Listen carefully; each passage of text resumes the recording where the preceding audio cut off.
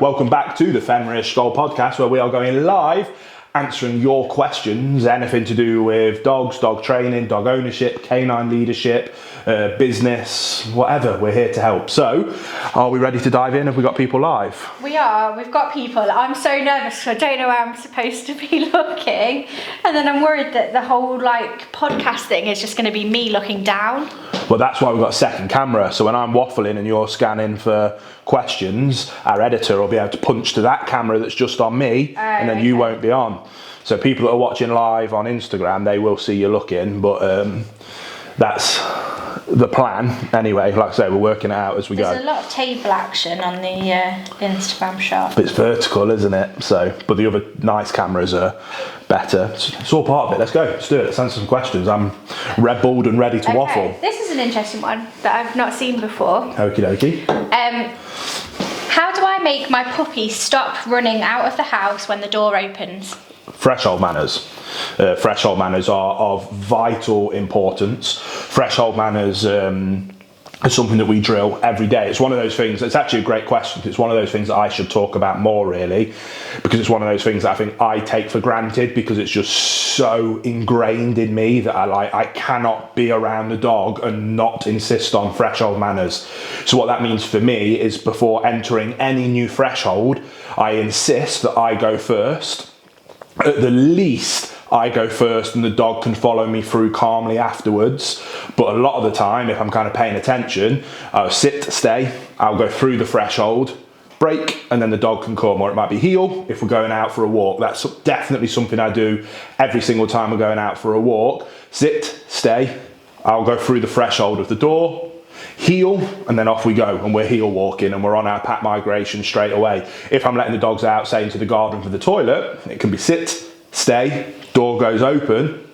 And just because that door is open does not mean that you can bolt out whenever you want. And if it does, that's where you can drill it. We'll get to that if your dog is doing those things, but this is what it should be. Door goes open and my dogs will sit. They won't move an inch. Eye contact, looking up to me for guidance and direction, break, and then off they go. Be a free dog, have fun, run around and play in the garden. But that access to that desirable resource of going through that threshold has come through me as your calm, consistent, loving leader. And all I need from you is to sit and wait calmly and patiently and look up to me for guidance and direction. Now, if you're in a situation where your dog is charging through, just drill this situation. Use a slip lead is my recommended tool for this. If you've got an adult dog, I've helped people where people have been knocked over, big mastiff breeds, shepherd breeds, smaller people in the home, children in the home. Dog barges through thresholds, shuts doors on fingers, knocks people over, and they need it fixing quick. You can use a prong collar and that'll do it real quick. If you've got a bit more time and you want to drill it, or it's a puppy, there's no need. A slip lead is more than enough to achieve it.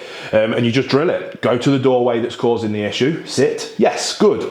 Pay it. Stay. Open the door. If the dog goes to bolt out the door, you use your slip lead, verbal correction, and let the slip lead catch them, pull them back in, sit, stay, and try again. You just drill it and you drill it. And like with a sit-stay break for meal times, I insist on, sometimes those first few repetitions are a bit confusing for the dog. Now, the beautiful moment, and this is the moment that gives me goosebumps, is when that dog goes, what's happening? I'm confused. I'm used to running through and now you're not letting me. And then they look up. That moment is the gold moment. That's the moment to hit with the positive reinforcement. Yes, good boy, good girl. Hit, I'm not hitting the dog, paying it, food. That's where I'm paying the dog. Yes, good. And then break or heel, and we go through the threshold. But like I say, I always like for you to go through the threshold first, shoulders back, chest up, head forward, calm, consistent leadership out of the threshold, and then bring that dog with you. And just rep it, make it a fun drill. Like I say, other than a few early little corrections, you can then make that a very positive base drill. And as soon as the dog gets it, you just need to make that a habit for every threshold, every doorway, every gate, every opening while you're out and about, through tunnels, anything. You go through first and you welcome the dog in after you. Just good manners. Like how a gentleman should open the door for a lady. Just good manners. Just get used to it. Rep it, Do you and it gets habit. my door? When I can, not the car door, because you don't sit and let me walk round. But I did it the other day when you were on your phone and it caught you by surprise. I like doing it in town centres, at Costco. Oh, you love doing it for an old lady. Yeah, it's just being a good, nice gentleman. Hold the door open, good manners. Joe, are you a gentleman? I was trying to open the door for people. Yeah, it's easy, isn't it? It's just good manners. Me and Will have stalemates between the two of us. Yeah, no, you first. I insist, sir. But yeah, same principle, and just how that was taught to me by my mum and my dad. You teach it to your dogs. Just good manners, just insist on it, be consistent, and before you realise it, like how now as a grown man I kind of can't not hold a door open for somebody because it's just habit. A dog can't help but not have good threshold manners because it's become habit. Same principle. Right, 2 comments. 2 comments. Number 1, Joe, can I move my microphone? Can I put it here? Yeah? Yeah, you can do, yeah. I just feel like it's making me sit like that. My other comment, Will, is that was lovely, but you presented it to the phone and not there, and I don't know which one you're meant to be presenting. Well, I presented it to that camera because that's the camera that's going to be close on me. So while you were scrolling for comments, I imagine Steph, our editor, will cut to that camera for me waffling. Maybe going back to that one, but that's okay because. Thanks, Steph. Cheers, Steph. Thanks, Steph. I've had a good question.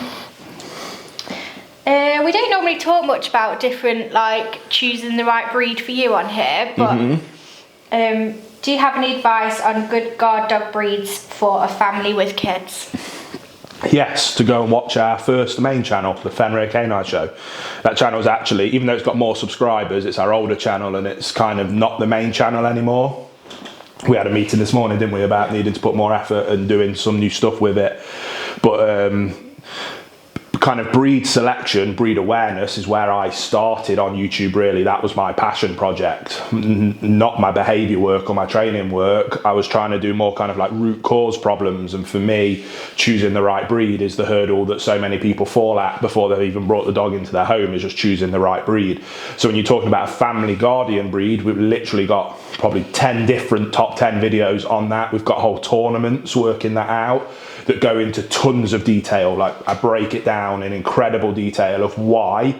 But for a quick kind of answer here, for family guardian breeds, I personally am a big advocate for the Mastiff, a lot of the Mastiff breeds. And for family guardian breeds, I personally also think that people need to really understand what they mean by a guardian breed. And for me, when it comes to family, if there's young children in the house, first and foremost, that dog is a family dog. Therefore, it isn't a formal working protection and guard dog. It's a family companion first, because the children's safety has to come first. There's no negotiation there. So then when it comes to guarding, the next best skill for me is actually intimidation factor, sounding an alarm, getting a bad guy to not bother trying in the first place. So for me, I'm helping people choose the right family guardian, I go family dog first, that is loud, big, and looks mean, so that people will go, whoa, I'm not breaking into that house, or whoa, I'm not going to try and take that lady's purse off her. Just intimidation. So for me, of the Mastiff breeds, English Mastiffs are amazing. They're brilliant with children. There are breeds like Connie Corsos and Bull Mastiffs that kind of straddle the guarding world a little bit more, but do require more experience and skill set. Or you can go even further down the family path that still come with intimidation factor, with breeds like a Newfoundland, St. Bernard and Great Dane are also amazing choices. Big, massive dogs, if they bark because they've seen or heard someone around your house that shouldn't be, is terrifying.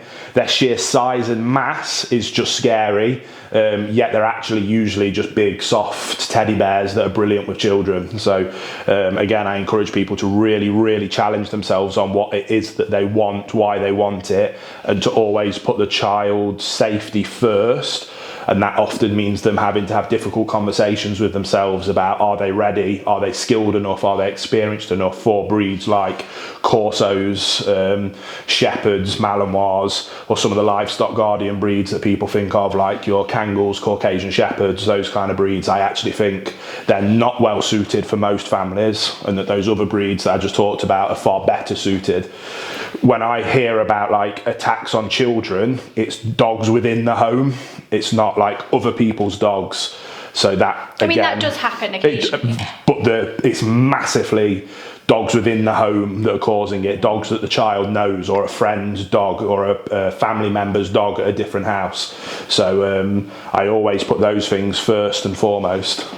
Like Rottweilers are a great example. That's a breed a lot of people jump to. Can be wonderful family guardians. But of all the big traditional guardian breeds, they're probably the ones, and now Corsos, because they're becoming so popular, are the ones I'm seeing people have so many issues with attacks on children. And that's just because the wrong kind of people are getting them, or people that don't have enough skill or experience in being able to turn that kind of dog into a family guardian are getting them. So, and it's difficult because you'll see people like me, like I've got a Japanese fighting mastiff, a Toserinu, as our family companion, and she's gentle and soft as muck. And people will see that and go, oh, maybe we should get a Toserinu because Will's got one and they've got a 2-year-old and it's brilliant with it.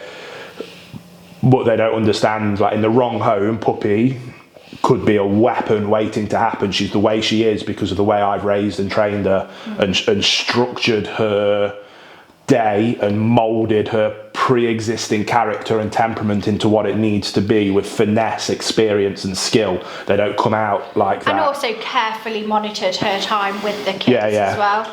Like it's not, we didn't just get her and then leave her. Yeah, but like, knowing what that is, and sometimes that monitoring is the problem because people are anxious when they want to do that monitoring to really hope this goes well, and then you're anxious and the dog picks up on.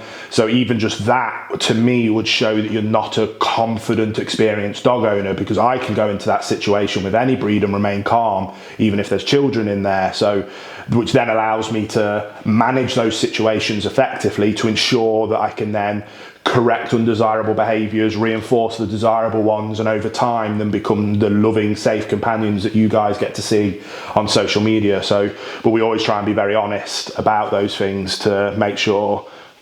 Again, it's a two-edged sword. I like to be an advocate for these breeds because I love them dearly, yet I also want people to understand that they are dangerous animals in the wrong situation. Okay. Any thoughts for that one? Well, no, I was just going to throw in about, like, I think you did mention about whether you really need a guardian breed, because, like, I think when Sully is in that home, he barks so much that I don't think anyone would dare risk breaking in. But if they saw him, then perhaps, I don't know. The breeds we've had when we've had children, we've had a Bull Mastiff, a Labrador, Sully, so our Bull Mastiff Roxy, a Labrador Sully, Toserinu, Puppy, and now Eileen, our English Mastiff. Now it's a bit unfair because they're still young. They're a year or just under a year, so they haven't fully formed into the dogs they're going to be. But of those four, Puppy is the best guard. Sully is the best guard dog by a long way because of his alert and alarming abilities. He sounds a really deep, thunderous bark that if you couldn't see him, you'd never think that was coming from a lovely Labrador. He's alert, he's on edge, he's sharp. Whereas Eileen snores through most of if the delivery driver comes, there's a 90%. Puppy you'll notice, but only once they're like really close. Yeah, it's like 90% chance Eileen sleeps through the whole thing. Puppy's like 50-50, and then Sully's like 0.1% will not miss anything. Now, if anything was to ever happen, those ratios might obviously switch up. But again, that happens so infrequently. The idea if you bring a guard dog into your home, especially a family home, is that they never actually need to be a guardian. But for that 10, 12 years, they're going to have to be family companions. So for me, I'd rather focus on that guarantee of 100% of the time and then let intimidation factor and just their natural size and bark be enough to deter that 0.01% chance of someone actually breaking into your house or mugging you while you're out for a dog walk, which a loud bark will deter the vast majority of that. Obviously it's different in the UK, and obviously a lot of the people in America have different thoughts on this. But Garrett Wing, one of the best dog trainers in the world when it comes to protection, guarding dogs, if people ask him that question, he's like, if you want a guard dog, get a gun. because what it takes to actually have a reliable guarding and protection breed is you got to be willing to put 50, 60 grand down into a professional training to get that dog to a level that not can just bite on a sleeve and look fancy, but actually act in a real life situation and remain 100% reliable and stable with your children, which some people will say can never be achieved because accidental bites can and do happen even with the best trainers in the world. So like I say, fascinating topic, talk around it for ages, but that's my take on it, is that you don't actually need what you think you need. Intimidation factor, it's family companion first and foremost, followed by intimidation factor, then actual protection instincts 99% of the time don't need to come into the equation. And check out the Fenrir Canine Show. And that, because there's loads more information on all of that there. Oh dear. That was like, we're 20 minutes in, you've answered 2 questions. That's how I roll, innit? That's what I do. Someone's commented that we've still not covered up the chairs. Yeah, that is true. Somebody said when that comment happened last time that they were going to order some Fenrir patches, if I remember rightly. Do you remember that, Joe? It wasn't me. Joe wasn't here. Oh, well. No, I was. Yeah, and it wasn't Joe that said it. And it wasn't me. And it wasn't me that said it. Yeah. I know, it was me. Yes. I thought it was on Friday. I was going to say I've not been at work since then. So yes, drives me mad. But Why we will don't you cover it just up put at a some tea point. towel over it? Well, I was going to just put some duct tape on it, and then you were like, no, I'll order some patches. And now I wish I'd have ordered some black duct tape. But it is what it is now, isn't It's it? always my fault. It's just- everyone. It's proof. We can go back and watch it live. No, Yeah. I've admitted that I will order some patches. That doesn't mean I'm going to do it instantly, Okay. does it? How many times do you ask me to do something and I do it straight away? That's like not a thing. Yeah, that's a fair point. Will's mum had to write me a to-do list the other day, like for my week of like all the things that she's asked me to do that I keep forgetting about. So There we go. I'll add that one to it. I've lost all the good questions because you were talking so long on that last one. Sorry. It's always my fault. You do love each other, really. We do like each other. Someone asked earlier, I've lost the question, about how you know when your dog is crying for attention versus crying because they need the toilet. A puppy, I assume it was. Oh, isn't that question of the century? Experience is probably the best answer for that question. Yeah, experience, you learn with time. Kind of routine for inexperienced people. Routine is probably your best friend in this situation, because what you can do is like, if you know that I take my dog out on the hour every hour, and they've been out and I was observing because I'm reinforcing good toilet behaviour, so I know they did a number 1 and a number 2, they've just come back in and gone in the crate and been in there for 5 minutes and started crying, the likelihood is that it's the behaviour for craving attention. If you're not paying that much attention, or you've not got that kind of structured routine, it makes that part much harder. So again, really structured routine, make notes. It sounds silly, but have a little notepad and start jotting down at what times your dog has done what. If you want to be bob on about it, that's the way to do it. And then over a few days, if you want, you can turn it into a spreadsheet for those fellow spreadsheet fans out there. Oh, I remember when we did that, not with a dog, with Dexter. Yeah, and not with his toilet training. Yeah, you had to like monitor all their nappies and then all their feeds and stuff. Yeah.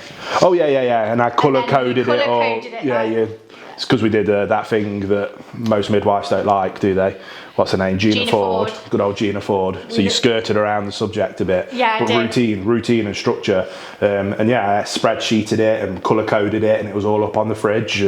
But same principle, and you note and you start to build up a pattern and a routine. And once you get that pattern and routine, you'll start to understand your dog. And the more detailed you go, the more predictable it is and the easier it is to answer that question. So you can either go with raw experience, like I can usually tell, you're being... Or if they've just woken up as well, like if they're in that's experience. Crate and they've just woken up, or then routine. You need to take them out anyway, because that's part of what you would suggest to do. So they're kind of 2 approaches. It's really thrown me off that I'm the same height as you on this. This is an interesting question that we probably need to discuss as a team. Oh dear. Will there be a way to watch the event you're doing with Tom Davis online?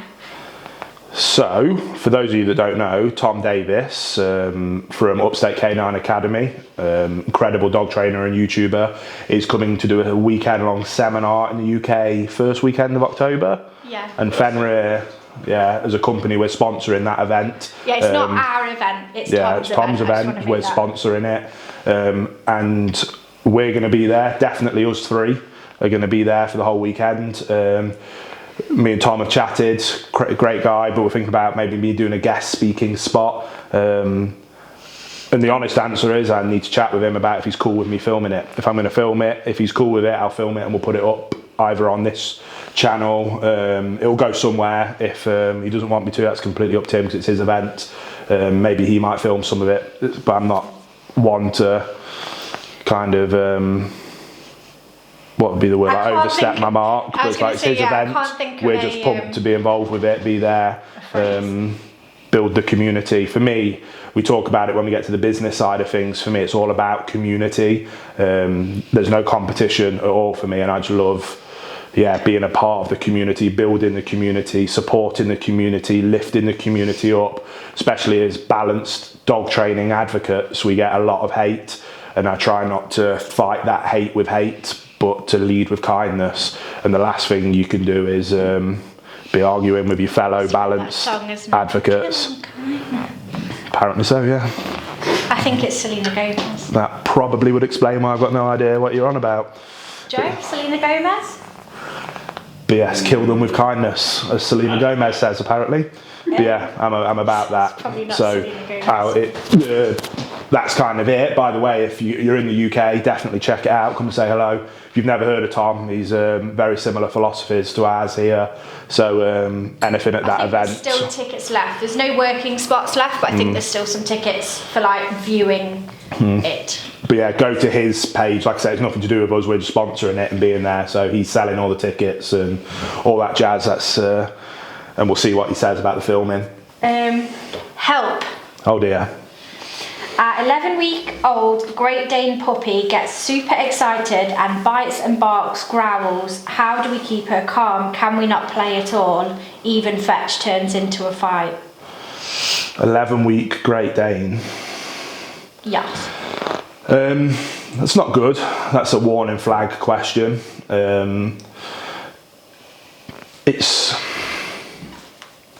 It's so important that you have that ability to shut it off. I went on a rant on my Instagram about this the other day. My personal kind of rule, and in my Instagram I show me going against my rule, but I'll explain it, is I don't allow any kind of playing in the home from young puppies. Second they come in, I shut it down. I don't allow playing inside the home. But I filmed on Instagram on a story of my working Labrador and puppy play fighting in the home. And I explained that even though that's kind of my rule, those rules are subjective. There's something that I don't have set in stone. The thing that I have set in stone, and the reason I let that slide, because it was just a beautiful moment that I was really enjoying, is that with nothing more than a, hey, they both go, oh, sorry, yeah. And they'd stop. I can shut it off that quickly. And even if that, at most, enough, and that's it, calm, sit down, yeah. Sit, look up to me for guidance and direction, what next? You could make the argument that that stems a little bit from fear. And there's a fascinating discussion to be had here, because in my opinion, a little bit of fear isn't a bad thing. And I talk about parenting in this way. There's some people that have the opinion that parenting should be done without fear. I think that fear is a very natural, healthy emotion in moderation, and when done correctly from a place of love and leadership. I still have that twitch of fear of my dad. My dad never once laid a hand on me, hurt me, none of that stuff. But from a respect of his leadership and authority, there's a healthy level of fear there. I understand that, and Rachel will attest to this, sometimes the boys get rowdy and they might not be responding as well to you, and Big Popper has to come in and raise his voice. And they have that like, oh, moment. Yeah. It happens, and that's not, again, goes back to what we were just talking about. That's not male, female, it's none of that. It's just an energy situation. I just carry a kind of natural authority. It's what makes me very good at the job that I do and working with extreme dogs. It's just that sometimes people have it or they don't have it. But it's so important, and I want to encourage people and help them, because I don't want them to take away from the fact that you're asking that question suggests to me one of two things. Either A, you don't have that level of natural assertiveness, confidence that naturally comes with some people that have never read or studied dog training in their life, which have that ability just to bring it down. That happens. My granddad was an example of that. He was a person who not a very nice man at all, but I learned a lot of dog training just of observing him, but he had no idea. He just did what was natural to him, and what was natural to him was calm, consistent leadership. That's just kind of a fact, unfortunately. Then there's kind of the knowledge, skill set, and academic study and research where you can learn some of those things, and there's definitely a Venn diagram where those things cross. I fortunately am in a position where I'm in that middle of the Venn diagram. I have the natural skill set married with the academic knowledge that I've studied, means that I'm able to do my job effectively. A lot of people that are successful with dogs will fit in one of the other categories, but not necessarily in the middle. When I hear stories like that, it suggests to me that you're in neither of those categories, if that makes sense.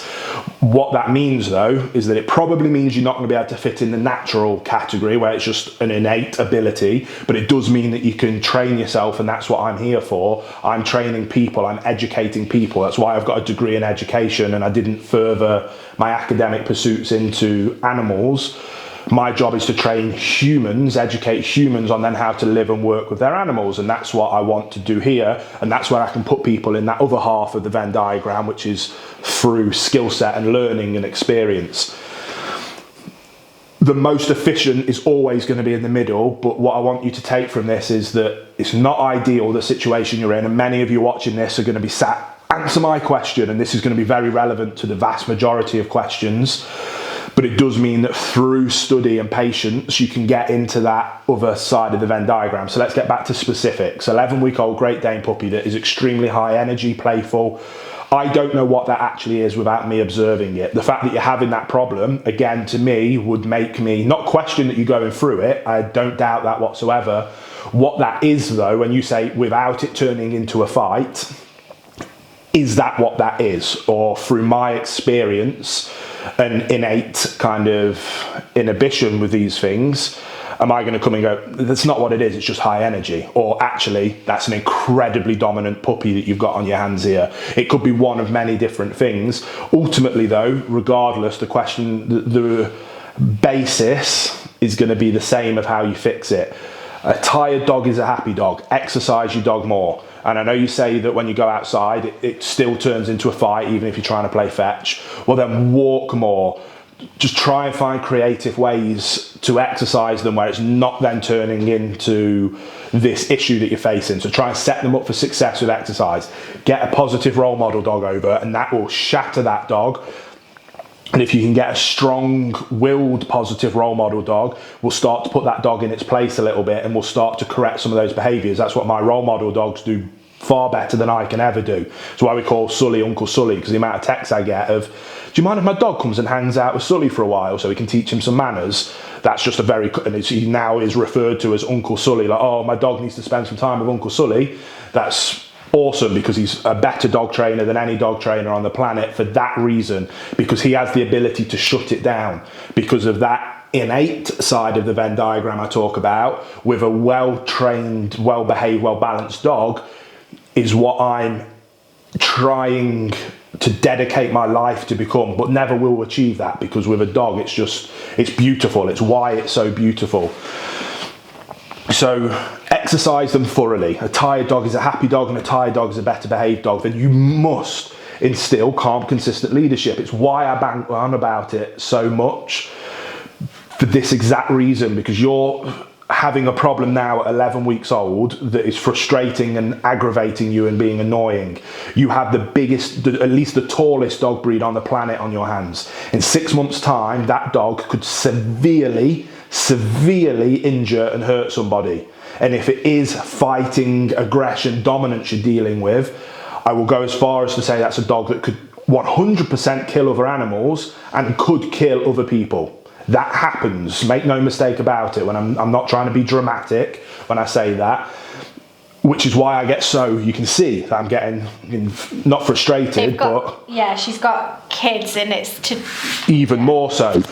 That's why I get so, I'm not frustrated with you whatsoever. I'm passionate about helping. I hope that comes through, because I'm never criticizing. It's why I sit here and do it. It's why we do everything we do, is to help these situations, because I've seen what these turn into, and I don't want you to get into that stage. So find a way to exercise them more and instill rules, boundaries and expectations, and become that dog's calm, consistent leader with whatever it takes to achieve that.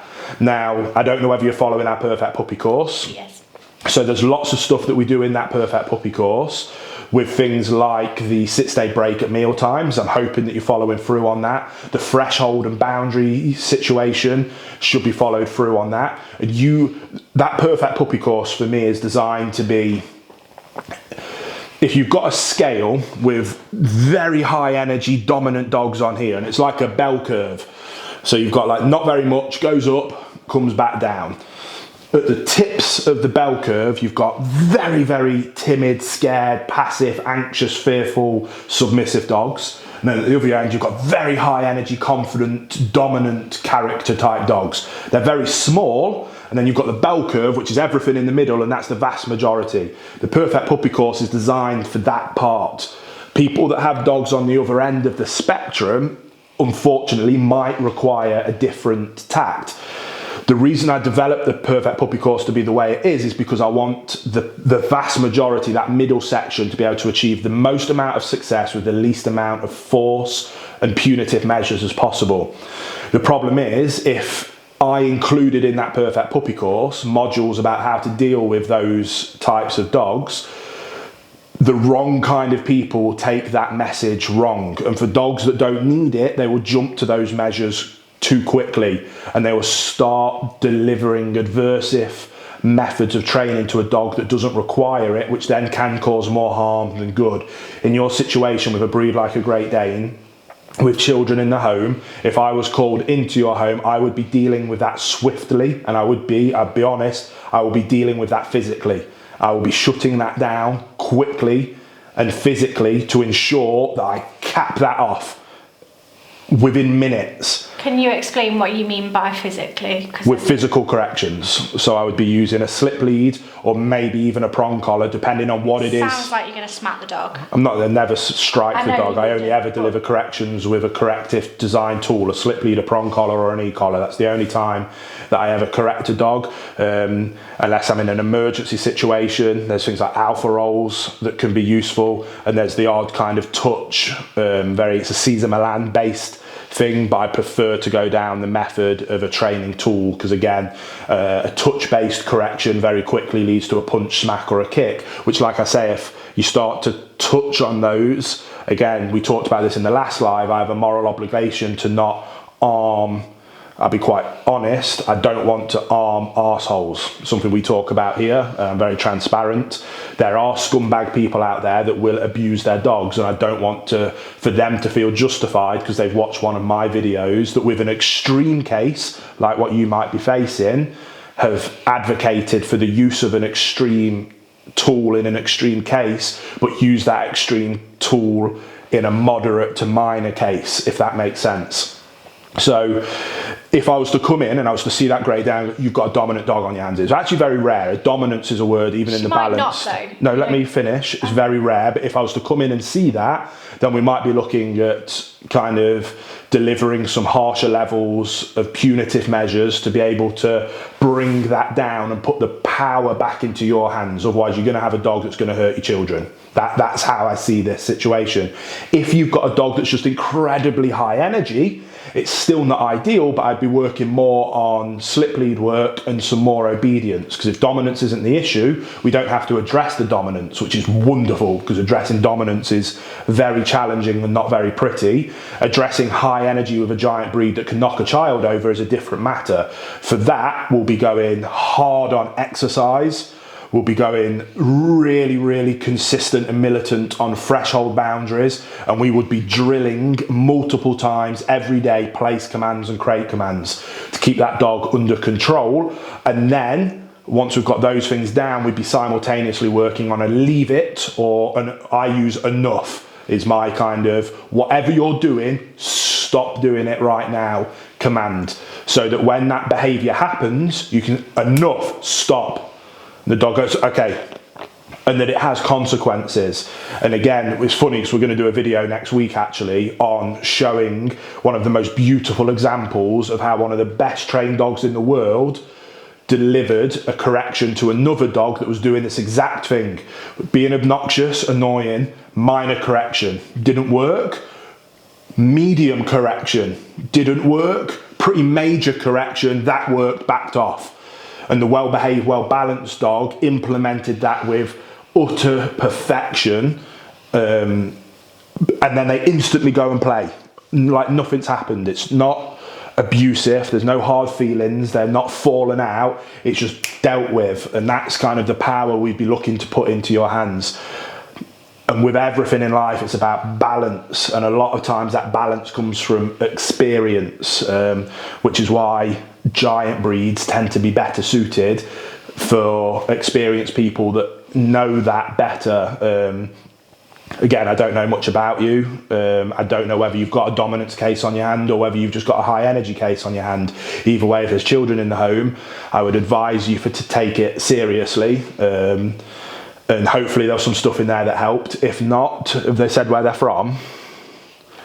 No. Would you recognise the name if it pops up? I know you're holding on to questions, aren't you? Yeah, no, I can remember the question. You can let Rachel know where you're from. It might be a case of just contacting a local in-person trainer that, if all those kind of tips I gave you make you go a bit, ooh, that sounds like a lot, it might be time to bring somebody in that can help you do that.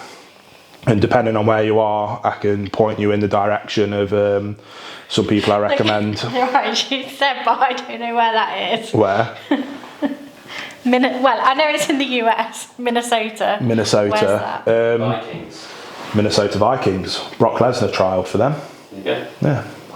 Anyway, Minnesota, I can't think. Do you know where that is? Is it? US geography is not. If it's not California. We'll figure. Yeah. Yeah, there's Drop us a DM and I'll Carla's Canines. That's more top right. Upstate Canine Academy, but I know he's fully booked. But yeah, give Carla's Canines a try. She's on Instagram. I follow her, so you can find her through who I follow on Instagram. Garrett Wing, who's kind of Florida way, but I think Minnesota's kind of Midwest. Well, that's mid. Or if it's middle, you might be willing to travel. in the middle of nowhere, she said. Yeah, but yeah. And maybe there's some dog trainers that are of a balanced approach that are watching and listening to this. Again, we want, like I was saying earlier, we're about community here. Raise your hands, tell them, drop her a message, let her know that you're out there to support and help. Even here in the Derby, we just can't work with in-person clients anymore. If we opened it up, we just get fully booked out for years. So we're trying to find that balance of offering online services, but that can only take you so far. But we're trying to build a community and an opportunity where like-minded, skilled behaviourists and trainers can kind of use our platform for them to do in-person work and for us to kind of middle manage that. Is something you can tell I'm getting quite het up because I really, really want to help. Yeah, and if you were local to me, this is where I'd be like, DM Rachel, I'm going to come over, I'm going to sort it for you.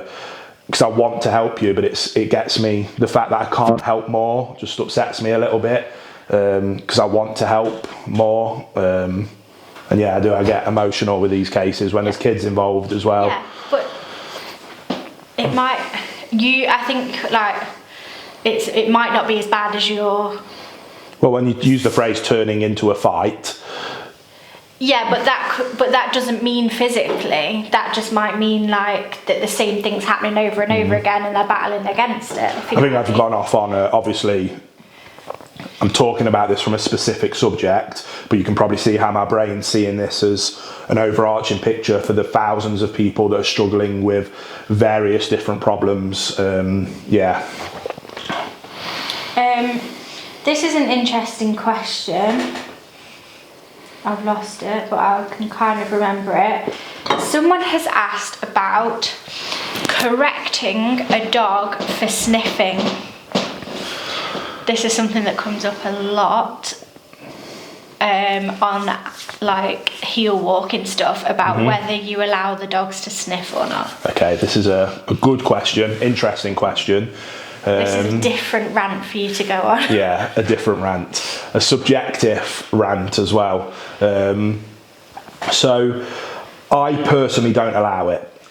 I know I'm the big mean bad guy, but you need to understand that we live on a farm. We've got a 2-acre paddock. My dogs are given hours of free roaming time every day.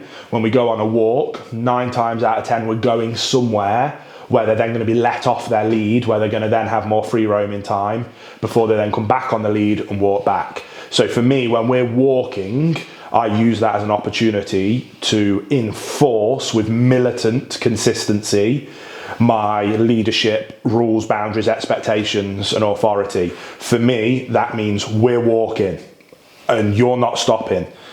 We're not here to sniff the roses. We're here as a pack, because I usually walk multiple dogs. We're migrating.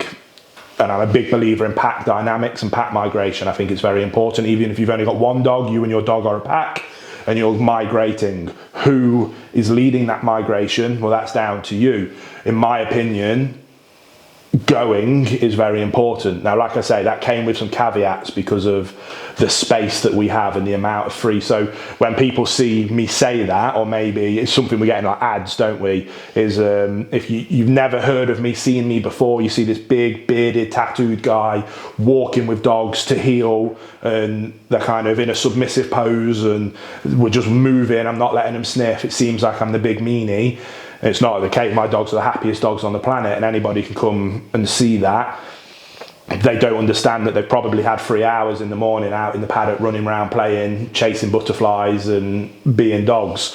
When it's time to go for that walk, we're going for that walk. Now, if you're in a situation where you can't do that, but there's 2 situations. If you haven't got a dog and you can't offer your dog kind of a balance between a structured pack migration and then free time, I would question whether you should be considering waiting until you can do that to have a dog. If you've got a dog where like, oh, I've only got like an hour, so I can do like 2 30-minute walks a day and we've only got a small garden, and I want them to go to the toilet while we're on the walk, so I haven't really got time to walk 30 minutes to the park and then let them have 20 minutes off lead time, or I haven't trained recall so they can't be off lead and then get back, then I'm a little bit more kind of, not a little bit, then cool, fair enough, let your dog sniff and go to the toilet. I still think it's important that you lead that walk and that all dog owners should strive to have a loose lead heel walk. I think is something that is a massive shame that as a dog owning culture that just seems to have fallen on the wayside, that's even a thing anymore. But I think dog owners should strive for that. That's where I fall on it personally. But again, there's other caveats to that, because you've got to remember, obviously you might have seen me with my Labrador. Sully, it's funny because even though he's a Labrador, he's the most dominant dog that we have on the scale by a long way. Sully's no joke. Why it makes such a good role model dog, because he doesn't stand for anything. But I've had bull mastiffs, English mastiffs, Tosarino cross pit bulls, the kind of dogs I work with. That level of extreme is often required to then, because it's not just about the walk, it's then on how they behave with me and my family in the home, and that level of me taking it to that level is important for then the wider knock-on effects elsewhere. So again, that's kind of another caveat to consider. So what I'm saying is it's a subjective decision down to you. One thing that I would say, and again, I know most people can't or don't or are working towards, but I think that everybody should at least strive to have a loose lead heel walking dog. And then beyond that, it's then very subjective. It's like what tools to use. Well, if you've got a loose lead heel walking dog, use whatever you want. If your dog is terrible, is really reactive and pulls really badly, don't get a harness and a flexi long line lead. It's just going to make it worse. It's that subjectivity, and there's no right or wrong clear path. You have to use a bit of common sense and factor in different situations. There's a lot to it, but that's kind of my semi-medium rant on that question. Semi-medium. Tried to pull myself back then because I was feeling myself going you're deeper. You're very in today. I had a weekend off, hadn't I? So I'm raring. I've not ranted for like 2 whole days. And I had Friday off. You ranted on your stories. Well, it wasn't that was minor. That was, sulking because my arm hurts. That's why, yeah. It's tender. Is it pulsing? Yeah. He's had more done on his tattoo, hasn't he? Yeah, so I'm venting. Someone said this is an easy question. Shall I answer a question? You can answer a question and I'll breathe for a second. Well, someone asked earlier, and then I've asked a different question but slightly related. Someone asked whether they could do the puppy course with their 2-year-old dog. But we have a new course called the Perfect Canine Companion, and that's been designed like for rescue dogs or just for older dogs in general that you want to work on their behaviour. So check that out. Oh, good to see Rachel on camera. No. I feel really uncomfortable. It's been a little while, hasn't it? It has been a little while. I don't think I felt comfortable then either. I know, you're naturally self-conscious, so you need to let it go. I know, I keep looking at myself and I'm like, gosh, I'm not looking the right way. I'm thinking about too many, like, I'm overthinking everything. Oh dear, there's lots of like people with dogs jumping up kids and like nipping at kids and stuff. So for those lots of questions, that's why I got super het up about that Great Dane question. Exactly the same thing applies. That's why I'm saying, like, I know it sounds like I'm going off on this one little thing. It's not, because that answer applies to thousands of cases, and for a lot of those people the same principle applies. And go and really take that to heart and listen to it, even if it's hard to listen to. I'd really challenge you and encourage you to take your, I don't mean to sound cruel, and I'm not accusing people of having an ego, but to kind of just take your ego and pride out of the equation, listen to it, go truthfully, honestly, where am I and my skill set, my personality, my characteristics with this situation, with the relationship with this dog. Cool, that's where you are, now move forward. Because once you've done that, there's only one way you can go from there, and that's moving positively forward. The people that don't do that are the people that will argue with other people online about your methodology's wrong and mine's right, or positive only is the way, balanced is cruel, or balanced is the way and positive only are a bunch of snowflakes. All of that is nonsense, and it's just a cover up for your pride and ego because your dog isn't where you want it to be. If you cut all of that nonsense out of the equation, have that honest conversation with yourself, draw that as your baseline, and then move forward, because that's all that matters. All of that other stuff doesn't matter. You and your dog, that's all that matters, and we just want to help you move forward together and go out and enjoy the world. There's far too many people that don't get the joy from their dog that they should, and there's far too many dogs that don't get the joy from their owners that they should. Ultimately, it's down to us, not the dogs, so we have to have that baseline conversation and then move forward. So a bit of a personal rant there, but I think it's important. One thing that I can't remember if you mentioned it on the Great Dane question or not, but when you were talking about giving them more exercise, there's also like mental stimulation and like those kind of toys, rather than toys where you might be encouraging your kid to play with them, if that makes sense. So there's plenty of ways to occupy them with things like Fenrir foraging mat, or other sort of games, and those kind of things are probably better than like if you just got cuddly toys lying around and that kind of thing. And also pick up the toys. All the stuff that kind of comes in my toolbox of leadership, not leaving toys down, the controlling access to the resources, put a barrier to entry in front of all high value resource.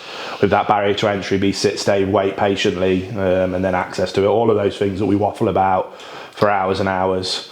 If you want to take a slight pause there, so Joe needs to do a quick reset. Is that right, Joe? Well, we've got no more memory cards. You've been going for an hour, mate. We've got no more memory cards at all. We need to sort that, don't we? I think that's fine. That's fine. Cool. With this. Well, I'll wrap up the podcast then. So thank you everybody for watching the newest episode of the podcast. I'll address this camera. I hope you enjoyed it. We're still ironing out these technical situations so that we can make this a more versatile and ultimately more helpful experience. Like I keep banging on about today, we just want to help. So that's what we're trying to achieve here. We're going to wrap it up for the podcast, but we'll stay live on Instagram for another 10 or 15 minutes and do maybe some quicker fire questions. We've got some bacon to collect. Yeah, I could talk about those kind of things. But yeah, that's why we went live early, to give us a bit more freedom. But yeah, you can cut us now, Joe. Bye, everyone.